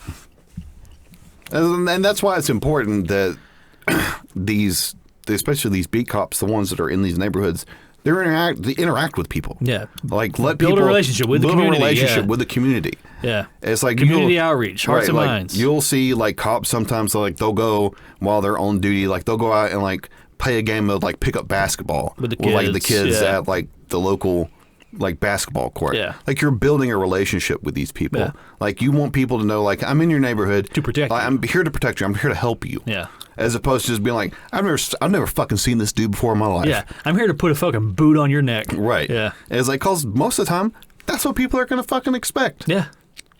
And it kind of becomes like, this self-fulfilling prophecy. Right. Because like if you spend the first 19, 20 years of your life being told that there's these people who are around and their only job is to actually fucking kill you, by the time you hit 20 and you have your first interaction with one, right. what are you going to expect? Right. That. and you're gonna act out, or you're going to be proactively violent or something like that, right. and you're probably going to wind up being dead. And then all your peers are going to see that happen and like say, "Fuck, it was true the whole time." As opposed to like if you're a cop and you're in these neighborhoods, it's like you're not actually there to change the minds of the people that are already grown. Yeah, that's almost impossible to do. Yeah, that's etched in stone. But kids are very malleable. Yeah. So if you get into these neighborhoods and you go interact with, especially with the kids, you go interact with the kids. Hey, how's it going? Yeah. Like, you mind if I play a game and pick up basketball with you, or throw the football, or do something with these fucking kids? Even if you're off duty, like, go spend time in these neighborhoods. Yeah. Let them know your name and your face. And, yeah. So that way, like, if something is to happen, it's like, and you show up, it's like they have a rapport with you. Yeah. Right? And they know that you're not there to kill them. just like, I'm here to kick ass and chew bubble gum. To hop out like Duke Nukem and just start fucking mag dumping everybody. You're not fucking, you're not, what's his face from fucking Always Sunny? Where he's like, so anyway, I start Danny blasting. DeVito. Yeah. Started blasting. But, yeah. Well, I know we went over a couple times. I think this ended up being like a 2-hour-long episode. So yeah, well, you didn't get one last week. You didn't get one last week, so there's a little bit of extra us complaining about police and government for you. Right there at the end. Right there at the end. So as always, thank you everybody so much for listening. Once again, we want to reiterate that the 100th episode is going to be a live stream. We're going to live stream on YouTube. We still don't have all the details ironed out yet. We're going to get that hammered out. But it is going to be on YouTube. We're probably going to do like midday Saturday. Yeah. Something around there. So when people are like, oh, obviously not at work, or like, a time that where most people would have an hour and a half to sit down and watch. Right. So episode 100 will be live streamed. We hope that you tune in and you watch and you interact with us and give us comments and yada yada. But as we get closer, we'll definitely nail down a date and time, and we'll make several posts about it and let everybody know. If you have anything you'd like us to talk about, or if there's anything we were wrong about, make sure you reach out to us on the Facebook page, or you can email us at thickboypodcast@gmail.com. And do you have anything you'd like to close with? Nope. Just as always, thank you so much for the continued support. We really do appreciate it. If we are not found where you prefer to listen to your podcasts at, just let us know. Like Gary said, he's working on getting all the episodes uploaded to YouTube, and I think I'm like a little over halfway done. Yeah, so that'll probably maybe drop around the same time as episode 100 when we do the live stream. Just what it's looking like. Yeah, around the same time. So you'll get all the episodes there. I know that we're not there, and a lot of people do enjoy listening to podcasts on YouTube, but we're working on it. And we might post other types of content to the we got some ideas. YouTube page. Yeah. Can we kind of give our idea about what we want to do for like Halloween time next year? Yeah. Wesley and I have an idea. We think what we're going to do for next year's like spooky season is we're going to watch like shitty old horror films and give live commentary on it, and maybe like edit it down to like a 10-minute long video of us just ripping on some shitty horror film, and we'll upload that to YouTube. Yeah, I mean, we got some ideas. I know that like with just some of the stuff we've talked about on the podcast will probably make good skits. Yeah. But and then I've got the thing in the drive where it's like the original ideas. It was like, where we were both high that night and we were like, coming up with ideas for the podcast. It was like the dildo tech review. It's just like we had just an extension cord. We had this idea of taking a dildo and like a 120-volt electrical like extension cord and just like sticking it in the back of it. Yeah. It doesn't do anything. It's just live wires going into the end of a dildo with like a plug on the other end. And we would send it to like a tech review guy and like in full earnest and have him like unbox it and like try to explain what it is. It was like we were going to send him several things. Yeah. One was like a banana. Yeah. Banana tampon disposal. Yeah. The idea was you take a banana and you peel it and you take all the banana meat out. And then you take your used tampon, put it in the banana, and then throw it away. The other one was like a giant box of beans. Yeah. Just a cardboard box full of beans. Oh, man. It's funny. I forgot all about that document. I want to go through that because out of context, all that shit's so funny. Oh man. But I mean, just stuff like that. I mean, we'll probably we'll try to do some stuff. Yeah. The thing is that Fiverr is a gold mine. Oh yeah. Fiverr is a gold mine. Because people are really willing to do whatever. Yeah. You remember when we first started looking for like podcast art, and we came across that guy who did like edits of like Dragon Ball Z. Like Dragon Ball Z characters, like but with like prison tattoos. Yeah. What was the one of Vegeta? It was like Vegeta in front of a background of like what was the background? It was it bubblegum or yeah, it was pills like, or something? It was like pink starburst or something like that. Yeah, but he had but what was Vegeta wearing? Like he traced like some kind of like drip over him or something like that. Yeah, what was that? I know that we mentioned it on the first episode of the podcast, so I'll have to go back and re-listen. Yeah, because I remember like we wanted to print T-shirts with it on it. Yeah. Like, dude, I will pay you. Yeah. Please let me print that. Give me the rights to this because it's genius. It's fucking genius. But well, we have stuff planned, so just be on the lookout. But yeah, just thank you so much for the continued support. We really do appreciate it. Like Gary said, if we messed up or anything, you can always hit us up at the email account, which is in the show notes always. Or if you want advice on anything. Or you want us to talk about anything in particular, just hit us up there or go to the Facebook page and message us. But yeah, just thank you so much for the continued support. We really appreciate it. That reminds me. One last thing. Okay, maybe two last things, because I was going to bring up something that Emily sent us, our sister-in-law, and then that made me think of Aaron, our brother. I was kind of hoping we'd have Aaron on so he could say it, but we haven't had a chance yet to, so I would like to formally congratulate Aaron, our younger brother, on the birth of his son. Congratulations, Aaron. That was 6 months ago. We're just now saying something about it. And I don't really want to say stuff about that kind of stuff. I don't want to divulge family information. Yeah, all we said was he has a son now. That's it. Yeah. Right. We're not giving his address away. Right. Well, I mean, and I don't know if people want that kind of stuff put out there. It's like I try not to share family stuff. So, but I mean, if you're okay with it, that's great too. I'm sure he won't because mind. I don't know who's listening to this fucking podcast. Yeah, well, maybe I'll text him and be like, "Hey, do I need to edit this out?" Yeah. But Emily, his wife, had sent me something. It was a TikTok about a movie called Roar that came out in 1981. Yeah. And it's just a fucking disaster. It was supposed to be a comedy movie, and it was these people that use like actual real lions, and like several people got injured. People get attacked? Oh, yeah. Oh, nice. Oh, for sure. I like it. So we'll talk about that. Okay. That'll be a good podcast content. But anyway, that's about all we got time for. So that's the podcast. Thank you and goodbye.